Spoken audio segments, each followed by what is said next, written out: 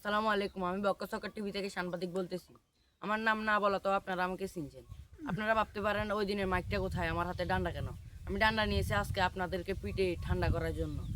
আপনারা দেখতে পাচ্ছেন আমি এমন একটা জায়গায় আসছি, এই জায়গায় আপনারা সবসময় আসতে পারেন। এই জায়গার প্লেসটা অনেক ভালো, বাতাস আছে, এই অনেক ভালো একটা প্লেস। আসেন আপনাদেরকে এই প্লেসটা একটু দেখাই। এই প্লেসে এই অনেকগুলা গাছ গাছও আছে, যেমন আম গাছ, জাম গাছ, লিচু গাছ, অনেক ধরনের গাছ আছে। আপনারা এসে এগুলা খেতেও পারবেন, আপনাদেরকে কেউ কিছু বলবে না।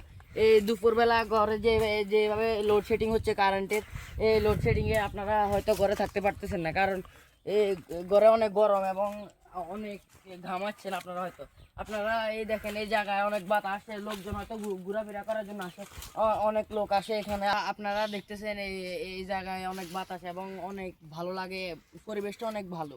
ওই দেখেন একটা লোক এই জায়গায় বাতাস খাওয়ার জন্য আসে, হয়তো ঘরে লোডশেডিং এর কারণে সেও হয়তো ঘরে ঘরে থাকতে পারতেছে না, সে এখন ঘরে থাকতে পারতেছে না, তাই এই জায়গায় সে বাতাস খাচ্ছে হয়তো।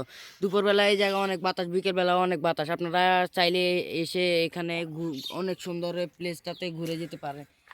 আচ্ছা, আসসালামু আলাইকুম। আজকের জন্য এই পর্যন্ত হয়তোই।